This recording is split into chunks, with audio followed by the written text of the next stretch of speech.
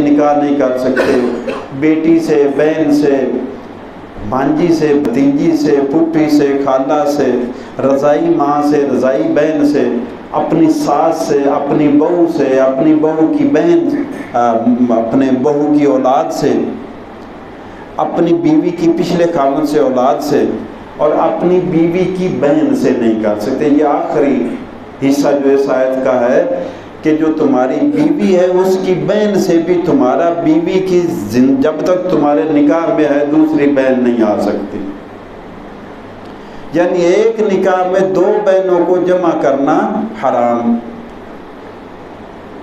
اللہ کے رسول صلی اللہ علیہ وسلم نے فرمایا ایک نکاح میں دو بہنوں کو جمع کرنا بھی حرام ہے، پھوپھی اور بھتیجی کو جمع کرنا بھی حرام ہے، اور خالہ اور بھانجی کو جمع کرنا بھی حرام ہے۔ تو دو بہنوں کا ذکر قرآن میں آ گیا، جبکہ خالہ اور پھوپھی کا ذکر حدیث میں آ گیا، تو وہ اس آیت کے خلاف نہیں ہے، اس کے ساتھ اضافی انفارمیشن ہے کہ یہ بھی اس کے ساتھ اپلیکیبل ہے۔ ایسے ہی قرآن میں اللہ نے فرمایا کہ اللہ تعالیٰ نے تمہارے لیے مردار حرام کر دیا، حرمت علیکم المیتۃ، حرام مردار جو ہے وہ تمہارے اوپر حرام کر دیا گیا، لیکن اللہ کے رسول صلی اللہ علیہ وسلم نے فرمایا کہ حدیث میں دو مردار تمہارے لیے حلال ہیں۔ کون سے؟ ایک مچھلی اور ایک مکڑی، اڑنے والی مکڑی۔ تو یہ دو ایکسیپشن، یعنی مردار تو حرام ہی ہیں، لیکن اللہ کے نبی صلی اللہ علیہ وسلم خدائی تعلیمات کی روشنی میں کہہ رہے ہیں کہ یہ دو اس میں شامل نہیں ہیں۔ تو قرآن دین کی اصل ہے، بنیاد ہے، جبکہ احادیث اور نبی صلی اللہ علیہ وسلم کی سنت بھی قرآن سے ہی نکلی ہوئی ہے۔ یہ قرآن کے مخالف اور قرآن سے کوئی الگ تعلیمات نہیں ہیں۔ یا تو وہ قرآن کے ہو بہو ہوگا عمل، یا قرآن کی وضاحت کرے گا، یا قرآن کے ساتھ کوئی اضافی معلومات دے گا۔ کبھی بھی حدیث قرآن کے خلاف نہیں جائے گی، یہ لوہے پہ لکیر ہے، قرآن کے خلاف نہیں جائے گی۔ اس لیے اگر ہمیں دین کو سمجھنا ہے، دین اسلام کو، جو کہ ہماری زندگی کا مقصد ہے، اللہ تعالیٰ نے ہمارے اوپر رزق کی پابندی نہیں لگائی کہ محنت کرو، کماؤ اور کھاؤ، میرے اوپر نہ رہنا، نہیں، یہ نہیں کہا۔ ان اللہ هو الرزاق ذو القوۃ المتین، اللہ ہی ہے جو رزق دینے والا، بڑی قوت والا اور بڑی طاقت والا ہے، اس پر اعتماد کرو، رزق تو اس نے دینا۔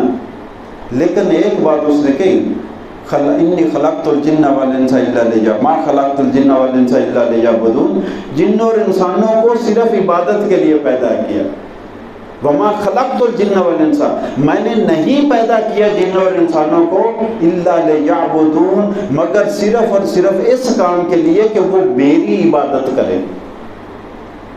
جس کام کے لیے اللہ نے مجھے اور آپ کو پیدا کیا وہ ہمیں کرنا نہیں آتا، وہ ہم نے کہا مولوی کریں جناب، آگے جماعت بھی وہ کریں، ہمارے ختم بھی وہ پڑھیں، ہمارے نکاح بھی وہ پڑھیں، ہمارے جنازے بھی وہ پڑھیں۔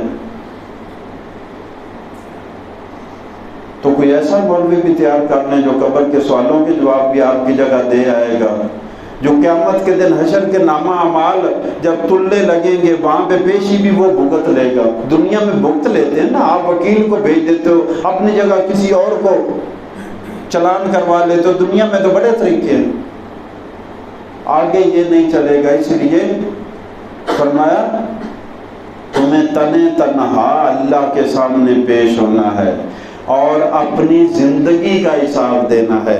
فرمایا الف لام میم حروف مقطعات ہے، حسب الناس ان یترکوا ان یقولوا آمنا، کیا لوگوں نے یہ سمجھ لیا ہے کہ انہیں چھوڑ دیا جائے گا صرف اتنا کہنے پر کہ ہم ایمان لے آئے؟ ہمارا تو یہی ہے نا، ہماری زیادہ سے زیادہ کیا اپروچ ہے جی، لا الہ الا اللہ محمد رسول اللہ، بس جنت ہماری ہے۔ کوئی زیادہ سے زیادہ بھی مانتا وہ کہتا ہے چلو ادھر سے پھیرا لگا کر آ تو ادھر جانا ہی ہے نا۔ یعنی اللہ کے نظام کو اتنا لائٹ اور ہلکا لے لیا، ادھر سے چکر لگا کر آ جانا ہے، ایک لمحہ بھی وہاں کا بدترین زندگی ہے۔ حسب الناس، کیا انسانوں نے یہ سمجھ لیا ہے ان یترکوا ان یقولوا آمنا، کہ وہ کہیں کہ ہم ایمان والے ہیں، بس اتنا کہنے پر بخشش ہو جائے گی، چھوڑ دیا جائے گا، کوئی حساب نہیں لیا جائے گا؟ نہیں بھیا، یہ زندگی اس دین کے مطابق گزارنی ہے۔ صرف لا الہ الا اللہ محمد رسول اللہ زبانی طوطے کی طرح زبان سے تقاضا نہیں ہے، جب کہا لا الہ الا اللہ تو پھر گردن کٹ جائے لیکن کوئی اور معبود زندگی میں نہ آئے۔ لا الہ الا اللہ کا یہ معنی ہے، لا الہ، کوئی معبود ہے ہی نہیں کائنات میں۔ پہلا جو لام الف لا ہے نا، اس کو عربی میں لا نفی جنس کہتے ہیں گرامر کی روح سے۔ جب کہا لا الہ تو اس کا ترجمہ اب ایسے بنے گا، کائنات میں کوئی معبود نہیں ہے، کوئی ایسی ہستی نہیں جس کی عبادت کی جائے۔ آگے آیا الا اللہ، ہاں ایک ہستی ہے اور وہ اللہ ہے، صرف اللہ ہی عبادت کے لائق ہے، اللہ کے سوا کوئی ہستی معبود نہیں اور عبادت کے لائق نہیں۔ جب یہ کہہ لیا پھر منتیں کہیں تو مان رہا ہے، نظریں کہیں سے تو لے رہا ہے، کسی کو مشکل کشا، کسی کو حاجت روا، کسی کو کچھ تو نے سمجھ رکھا ہے۔ ایاک نعبد و ایاک نستعین، ترجمہ تو یہی کرتا ہے، تیری مجبوری ہے کہ تو کہتا ہے اللہ صرف تیری عبادت کرتے ہیں اور صرف تجھ سے مدد مانگتے ہیں، اور فتوے کہیں کہ وہ بھی مشکل پوری کر دے گا، وہ بھی حاجت پوری کر دے گا۔ انسانوں کو اور غیر اللہ کو تم نے اپنا حاجت روا، مشکل کشا، اپنی ضرورتوں کا پورا کرنے والا بنا لیا، تو یہ تمہارے لا الہ الا اللہ کے خلاف گیا۔ تمہارا دعویٰ تمہارے عمل نے ادھر ہی رد کر دیا کہ تم جھوٹ بول رہے ہو، یہ صحیح نہیں ہے تمہارا دعویٰ۔ جب تم کہتے ہو لا الہ الا اللہ اور آگے عمل یہ ہے، تو عمل سے زندگی بنتی ہے، جنت بھی جہنم بھی۔ اگر صرف لا الہ الا اللہ کی بات ہوتی تو مکہ والوں کو کہنا کوئی مشکل تھا لا الہ الا اللہ، انہیں پتا تھا لا الہ الا اللہ کہنے سے کیا کچھ ہو جاتا ہے، وہ جانتے تھے۔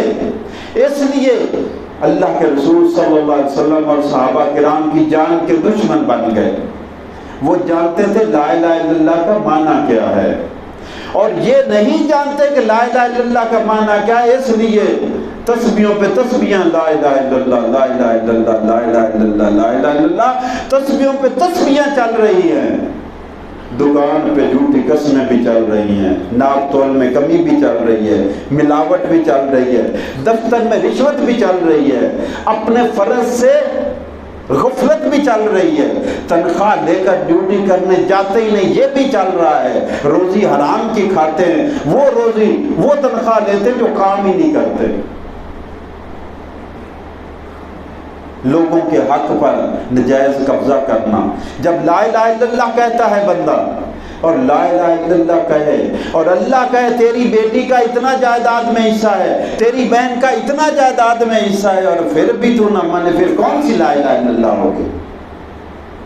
لا الہ الا اللہ کہنے والے نے حصہ مقرر کر دیا، تیری ماں کا اتنا حصہ ہے، تیری بیٹی کا اتنا حصہ ہے، تیری بہن کا اتنا حصہ ہے، تیرے باپ کا اتنا حصہ ہے، تیری بیوہ کا اتنا حصہ ہے، اور جب تو اللہ کی باتوں کو مانتا ہی نہیں تو صرف تو نے یہ طوطے والی لا الہ الا اللہ، لا الہ الا اللہ۔ یہ کمال کی مسلمانی رہ گئی ہے کہ تسبیحوں کی تعداد بڑھتی جائے، تسبیحات کی تعداد بڑھتی جائے، جبکہ دین کہتا ہے اس پر عمل کرو۔ حضرت عبداللہ بن عمر رضی اللہ تعالیٰ عنہ کہتے ہیں 8 سال لگے مجھے سورہ بقرہ پڑھنے میں، سیکھنے میں۔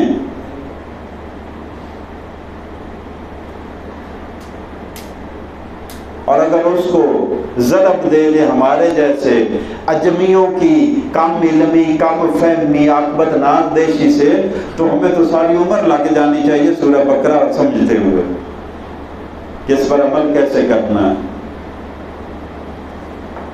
تو فرمایا احسب الناس ان یترکوا، کیا لوگوں نے یہ سمجھ لیا ہے کہ انہیں بس اتنا کہنے پر چھوڑ دیا جائے گا، ان یقولوا ان آمنا، ان یقولوا آمنا، بس اتنا کہنے پر چھوڑ دیا جائے گا، وہم لا یفتنون، امتحان نہیں لیا جائے گا، صرف لا الہ الا اللہ پر گزارا ہو جائے گا۔ ہم نے تو یہی سمجھ رکھا ہے کہ مسلمان کا مطلب لا الہ الا اللہ محمد رسول اللہ، اس سے زیادہ ترقی کی، نماز پڑھنے لگے، کوئی ٹوٹی پھوٹی کوئی پڑھ لی کوئی چھوڑ دی، اس سے ترقی کی، چلو 5 وقت کی نماز پڑھ لی، اس سے بڑے رمضان کے روزے رکھ لیے، اس سے بھی زیادہ کامل ہوا، چلو زکوٰۃ دینے لگ گیا، اس سے بھی آگے نکلے، اگر صاحب نصاب ہے استطاعت ہے تو حج کر لیا، بس یہی کمال کی مسلمانی ہے۔ اللہ فرماتا ہے نہیں، تمہارا امتحان لیا جائے گا۔ جنت کوئی ایک میدان نہیں ہے، وہاں پہ درجات ہیں، ہر درجے کے لیے تمہیں کوالیفائی کرنا ہوگا، امتحان دے کر پہنچنا ہوگا۔ ہم نے تو سمجھ رکھا لا الہ الا اللہ محمد رسول اللہ جنت ہماری ہے۔ اللہ کہتا ہے نہیں، کیا لوگوں نے یہ سمجھ لیا ہے کہ انہیں لا الہ الا اللہ اتنا کہنے پر چھوڑ دیا جائے گا کہ ہم ایمان لے آئے ہیں، وہم لا یفتنون، آزمایا نہیں جائے گا، امتحان نہیں لیا جائے گا۔ ارے زندگی تو ساری ہے ہی امتحان، یہ قرآن کہتا ہے، یہ دین کہتا ہے، یہ اللہ کہہ رہے ہیں کہ زندگی تو ہے ہی، الذی خلق الموت والحیات لیبلوکم ایکم احسن عملا، زندگی تو ہے ہی امتحان۔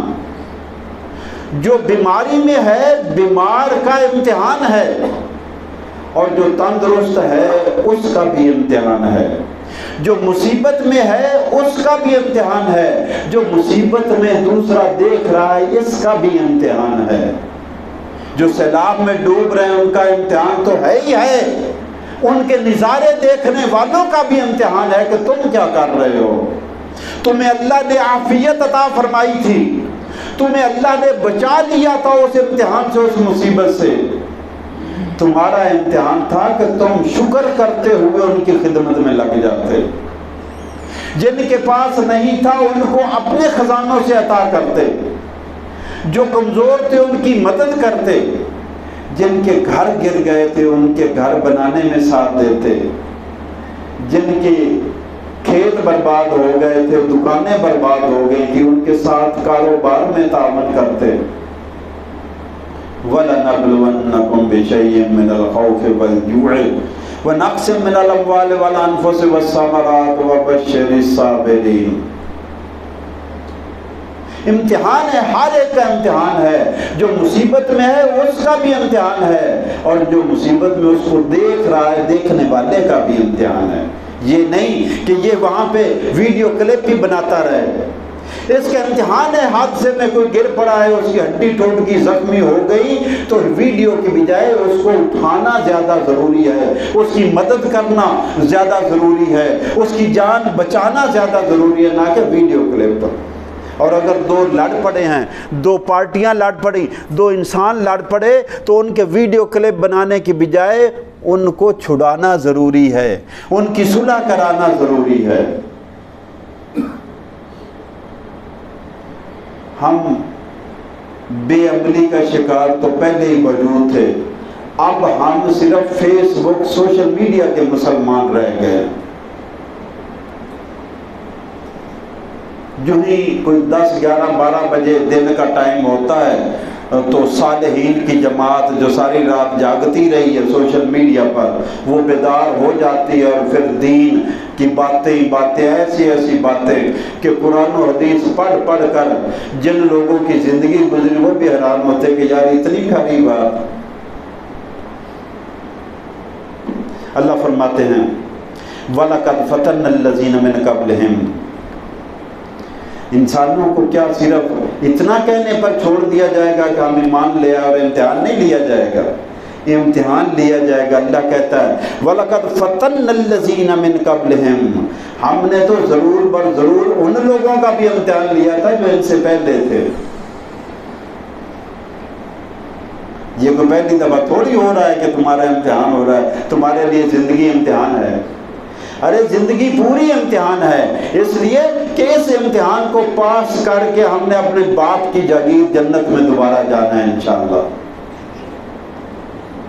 ہمارے باپ کو جنت سے نکالا گیا تھا اس وعدے کے ساتھ وَإِمَّا يَأْتِيَنَّكُم مِّنِّي هُدًى فَمَن تَبِعَ هُدَايَ فَلَا خَوْفٌ عَلَيْهِمْ وَلَا هُمْ يَحْزَنُونَ۔ جب تمہارے پاس اتر جاؤ یہاں سے، دنیا میں چلے جاؤ، زمین پر چلے جاؤ، پھر میری ہدایت آئے گی تمہارے پاس۔ تو جس نے میری ہدایت کو تھاما، فَمَن تَبِعَ هُدَايَ، جس نے میری ہدایت کو تھام لیا، فَلَا خَوْفٌ عَلَيْهِمْ وَلَا هُمْ يَحْزَنُونَ، بے فکر ہو جاؤ، کوئی ڈر نہیں، کوئی غم نہیں، کوئی پریشانی نہیں ہے، ہدایت کو تھام لینا، واپس آ جاؤ گے اسی جگہ۔ الف لام میم ذالک الکتاب لا ریب فیہ ھدی للمتقین ھدی للناس، یہ لوگوں کے لیے ہدایت ہے، یہ اللہ سے ڈرنے والوں کے لیے ہدایت ہے۔ وَلَقَدْ فَتَنَّ الَّذِينَ مِن قَبْلِهِمْ، اللہ نے پہلے لوگوں کو بھی آزمایا تھا، ان کا بھی امتحان لیا تھا، ان کا بھی ٹیسٹ لیا تھا۔ کیوں؟ فَلَيَعْلَمَنَّ اللَّهُ الَّذِينَ صَدَقُوا، اللہ تو ضرور دیکھ کر رہے گا سچا کون ہے۔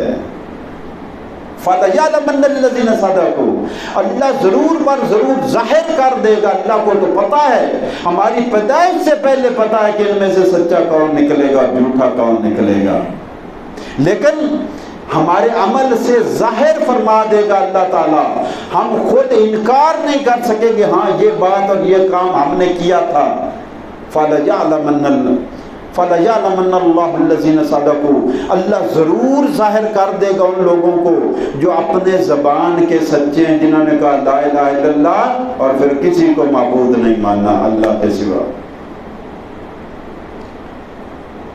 اور کون ہے جس نے زبان سے تو کہا لا الہ الا اللہ، اللہ کے سوا کوئی معبود نہیں، پھر کتنوں کو خدا بنا لیا، کتنوں کو معبود بنا لیا، کتنوں کی عبادت کی۔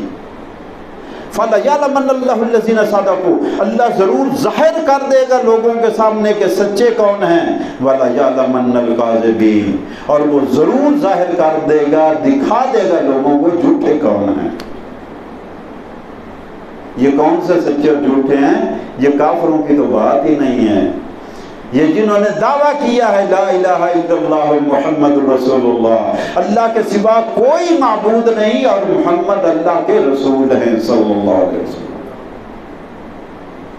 تو اب اس دعوے کا جو ہی کہا چمی گویم مسلمانم بلرزم کہ دانا مشکلات لا الہ الا، پیر کرم شاہ صاحب رحمۃ اللہ علیہ نے تفسیر ضیاء القرآن میں یہ فارسی کا شعر لکھا ہے، لکھتے ہیں چمی گویم مسلمانم، کہ چوں ہی میرے منہ سے نکلا نا کہ میں مسلمان ہوں، چمی گویم مسلمانم بلرزم، میں کانپ گیا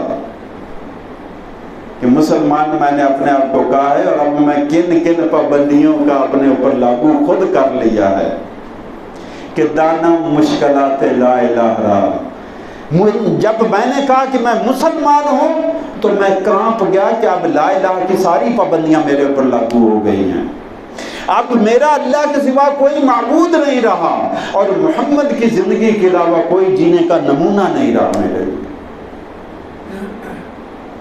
چمی گویم مسلمان بلرزم کہ دانا مشکلات لا الہ الا، وَلَيَعْلَمَنَّ الْكَاذِبِينَ، اللہ ضرور ظاہر کر دے گا کہ اپنے زبان کے دعوے میں سچے کون ہیں اور جھوٹے کون ہیں۔ ام حسب الذین یعملون السیئات ان یسبقونا ساء ما یحکمون، ام حسب الذین، کیا سمجھ رکھا ہے لوگوں نے، ان لوگوں نے جو یعملون السیئات، جو برے کام کرتے ہیں، برائیاں کرتے ہیں، ان یسبقونا، کہ ہم سے سبقت لے جائیں گے، آگے نکل جائیں گے، ہماری پکڑ سے بچ جائیں گے، ہمیں ہرا دیں گے، ہمیں مقابلے میں پچھاڑ دیں گے، ہماری سزا سے بچ جائیں گے، ہمارے عذاب سے بچ جائیں گے۔ ام حسب الذین، گناہ کرنے والا بندہ کیا کبھی اس کا تصور آتا ہے کہ میں نے اللہ کے سامنے پیش ہونا ہے؟ حدیث میں آتا ہے جب شرابی شراب پیتا ہے تو وہ ایماندار نہیں ہوتا، ایمان باہر نکل کے کھڑا ہو جاتا ہے اس سے۔ جب زانی زنا کرتا ہے تو وہ ایمان والا نہیں ہوتا، ایمان اس سے باہر نکل جاتا ہے۔ کبھی آیا ہمارے ذہن میں یہ ام حسب الذین یعملون السیئات، جو لوگ گناہ کرتے کبھی انہوں نے سوچا، کیا انہوں نے یہ سوچ سمجھ رکھا ہے یسبقون کہ وہ ہماری پکڑ سے نکل جائیں گے؟ ساء ما یحکمون، بہت بری بات سوچ رہے ہیں اللہ کی پکڑ سے۔ ان بطش ربک لشدید، اللہ کی پکڑ بڑی سخت ہے، اس کی پکڑ سے کوئی نہیں نکل سکتا۔ اس لیے ہم فکر مند ہوتے ہیں ہمارے ہاتھ سے کوئی نکل گیا تو پھر ہاتھ میں نہیں آئے گا۔ اس نے مہلت دے رکھی ہے کہ کوئی کہیں جا نہیں سکتا اس کی پکڑ سے نکل کر۔ ساء ما یحکمون، بہت ہی برے فیصلے کر رہے ہیں۔ من کان یرجو لقاء اللہ، لوگوں جس شخص کو تو امید ہے کہ مجھے اللہ سے ملنا ہے، جس کا تو یہ دعویٰ ہے کہ مجھے اللہ سے ملنا ہے، جس کا یہ ایمان ہے کہ مجھے اللہ سے ملنا ہے، اور جس کا یہ یقین ہے کہ مجھے اللہ سے ملنا ہے، فَإِنَّ أَجَلَ اللَّهِ لَآتٍ، تو سن لو اللہ کا مقرر کیا ہوا ملاقات کا وقت آنا ہی آنا ہے، وہ نہیں ٹل سکتا، وہ تو ہونا ہی ہونا ہے۔ اللہ سے ملاقات تو طے ہے، اللہ کے سامنے پیشی تو پکی ہے۔ وَهُوَ السَّمِيعُ الْعَلِيمُ، وہ سب کچھ سننے والا اور سب کچھ جاننے والا ہے۔ وَمَنْ جَاهَدَ فَإِنَّمَا يُجَاهِدُ لِنَفْسِهِ، لوگوں سن لو جو بھی محنت کرتا ہے وہ اپنے بھلے کے لیے کرتا ہے، یہ محنت ہی ہے، دین کی دنیا کی محنت ہے۔ تو جس لیے بندہ جو بھی محنت کرتا اپنے بھلے کے لیے کرتا، کسی پر کوئی احسان نہیں ہے، نہ دین پر احسان ہے، نہ اللہ اور اللہ کے رسول پر احسان ہے۔ ہم ایمان اور عمل صالح کا ہمیں فائدہ ہے، یہ ہماری ضرورت ہے، دین کی اور اللہ کی ضرورت نہیں ہے۔ اور گناہ اور کفر اور شرک اور بدعت اور ریاکاری اور حرام سے بچنا ہماری ضرورت ہے، دین کی ضرورت نہیں ہے، دین کی مجبوری نہیں ہے، اللہ کی ضرورت نہیں ہے۔ اگر ایمان صحیح رکھیں گے، عمل صالح کریں گے تو ہمیں انعامات ملیں گے، ہمیں کامیابیاں ملیں گی۔ اور اگر ایمان کو گدلا کر دیا، کفر سے، شرک سے، بدعت سے، عمل صالح کو گندا کر دیا، بدعت سے، ریاکاری سے، حرام سے، تو اس کا نقصان ہمیں ہوگا، کسی اور کو نہیں ہوگا۔ تو فرمایا وَمَنْ جَاهَدَ، جو بھی محنت کرتا ہے فَإِنَّمَا يُجَاهِدُ لِنَفْسِهِ۔ میں ایک سوشل میڈیا پر ایک چھوٹی سی کہانی پڑھ رہا تھا، لکھی ہوئی تھی۔ ایک جوتے پالش کرنے والا بچہ ہے، اس کے پاس ایک پروفیسر صاحب ریٹائرڈ ہے، وہ آتے ہیں جوتا پالش کروانے، تو وہ کہتا ہے کہ استاد جی کبھی میں بھی بڑا آدمی بن سکتا ہوں، میرا کاروبار بھی بڑا ہو سکتا ہے۔ تو انہوں نے کہا بالکل بڑا ہو سکتا ہے، سنیے گا توجہ سے، بالکل آپ کا بھی بڑا ہو سکتا ہے کاروبار۔ کیسے؟ انہوں نے 3 لکیریں لگا دی۔ نمبر 1، پہلی لکیر پہ محنت محنت محنت، پہلا نمبر ہے محنت۔ فرمایا اگر تو بچے محنت کرے گا تو 30% اپنے حصے کی ترقی اور رزق تو حاصل کر لے گا محنت سے۔ اگلی لکیر پہ لکھا ایمانداری ایمانداری ایمانداری۔ فرمایا اگر محنت کے ساتھ ایمانداری لگا لو گے تو 50% اور کامیابی، ترقی اور رزق اپنا حاصل کر لو گے۔ اور تیسری لکیر پہ صرف ایک لفظ لکھا، وہ تھا ہنر، سکل۔ اور فرمایا 20% ہنر کا حصہ، پروفیشنلزم کا، اسپیشلائزیشن کا حصہ صرف 20% ہے۔ اور وہ بھی اس طرح کہ اگر محنت اور ایمانداری ساتھ ملے گی پہلے، تب یہ ہنر کام آئے گا۔ اگر ہنر تو ہوگا، محنت نہیں کرو گے تو فاقوں مر جاؤ گے، اور اگر ہنر ہوگا ایمانداری نہیں ہوگی تو ہلاک ہو جاؤ گے۔ ہنر کے ساتھ محنت محنت محنت، ایمانداری ایمانداری ایمانداری یہ ملے گی تو 30% تیری محنت ہوگی، 50% تیری ایمانداری ہوگی، 20% تیری ہنر اور تیری قابلیت ہوگی تو 100% رزق و ترقی تو بھی بڑا بن جائے گا۔ اب یہ تینوں چیزیں ہمیں اپنے معاشرے پر اپنے اوپر لگانی ہے کہ ہم کس درجے پر بیٹھے ہوئے ہیں۔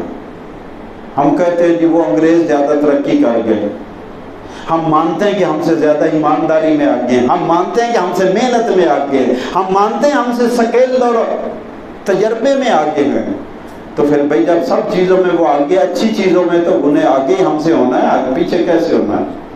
پیچھے تو وہ رہیں گے جو عقل کے اندھے بن گئے، پیچھے تو وہ رہیں گے جو آنکھوں کے اور دل کے اندھے بن گئے، جن کی بصارت بھی گئی، بصیرت بھی گئی۔ ارے پیچھے ہی رہیں گے نا جو مسجد میں اللہ کے گھر میں آ رہے ہیں اور جوتی اٹھا کر اندر رکھ رہے ہیں کہیں باہر سے کوئی اٹھا نہ لے، یہ آگے کیسے نکلیں گے؟ کب نکلے گی یہ قوم آگے؟ ارے مسجد سے جوتیاں چرانے والی، لوٹے چرانے والی قوم کبھی آگے کب نکلے گی؟ یہ اپنی حرکتوں سے انگریزوں کی، غیروں کی محتاج ہے قوم۔ اللہ نے ہمیں محتاج نہیں بنایا تھا، ہم اپنی حرکتوں سے، اپنے کرتوتوں سے محتاج بنے ہیں۔ ہم 10 روپے کماتے ہیں اور 20 روپے خرچ کرتے ہیں، اپنی حرکتوں سے ہم محتاج بنے ہیں۔ فرمایا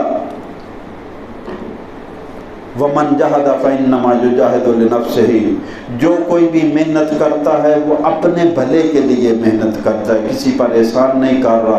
إِنَّ اللَّهَ لَغَنِيٌّ عَنِ الْعَالَمِينَ، بے شک اللہ تعالیٰ تو سارے جہان والوں سے بے نیاز ہے، اسے ساری دنیا کی نہ محنت کی ضرورت ہے، نہ تجربے کی ضرورت ہے، نہ ڈگریوں کی ضرورت ہے، نہ عبادتوں کی ضرورت، کسی چیز کی اللہ کو ضرورت نہیں ہے۔ یہ ساری مخلوق کی ضرورتیں ہیں، مخلوق کی۔ محنت بھی مخلوق کی ضرورت، ایمانداری بھی مخلوق کی ضرورت اور مجبوری، اور سکل اور تجربہ، یہ ڈگریاں بھی مخلوق کی ضرورت ہیں، اللہ کو اس کی کوئی ضرورت نہیں ہے۔ اللہ فرماتے ہیں والذین آمنوا وعملوا الصالحات، وہ لوگ جو ایمان لائے اور انہوں نے نیک عمل کیے۔ ہمارا ایمان ہے کہ انبیاء اور رسل جو ہیں یہ معصوم جماعت ہے، اللہ نے ان کو گناہوں سے محفوظ رکھا، چونکہ اللہ نے نبیوں اور رسولوں کو ایک ماڈل بنا کر امتوں کے سامنے پیش کرنا تھا، اس لیے ان میں وہ خامیاں نہیں آنے دی کہ کسی خامی کی وجہ سے کوئی بندہ ان سے نفرت کرے کہ یہ انہوں نے یہ حرکت کی، میں نہیں چلوں گا ان کے ساتھ۔ اللہ نے ان کو معصوم رکھا، وہ دینی ضرورت تھی، لیکن ان کے علاوہ کل بنی آدم خطاؤن، آدم کی ساری اولاد باقی گناہ گار ہے، وخیر الخطائین التوابون، ان خطا کاروں میں سب سے بہتر وہ ہے جو توبہ کر لیتے ہیں۔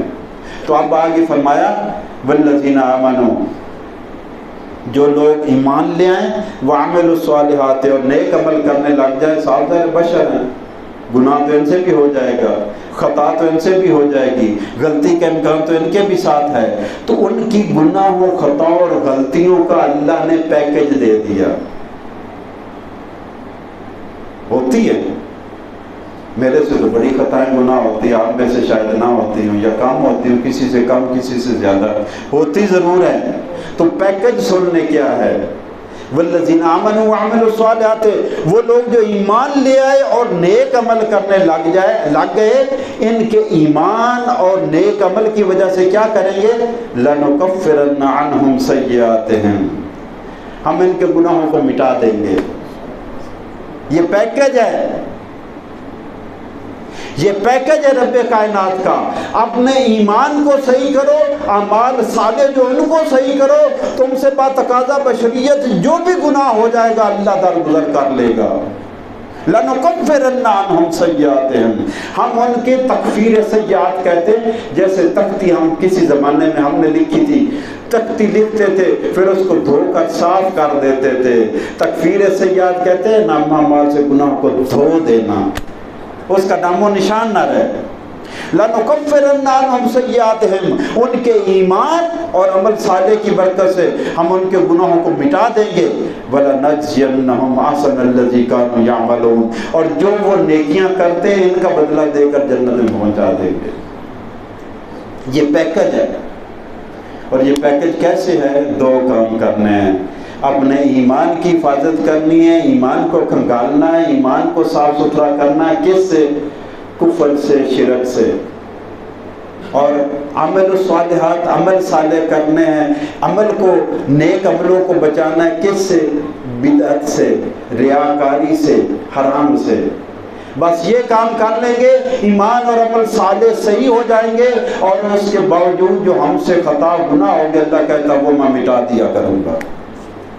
اللہم اجعلنا منہم، اللہم اجعلنا منہم، اللہم اجعلنا منہم۔ اے اللہ ہمیں اپنے ان بندوں میں شامل فرما جن کا ایمان اور عمل صالح ٹھیک ہے، اور جن کے تو پھر گناہوں کو مٹا دیا کرتا ہے۔ وما علینا الا البلاغ۔ انشاءاللہ مغرب کی نماز کے بعد اسی طرح قرآن کو سمجھ کر پڑھنے کے سلسلے میں ایک بار پھر حاضر ہوں گے۔ اللہ تعالی ہمارا آنا قبول کرے، آمین یا رب العالمین۔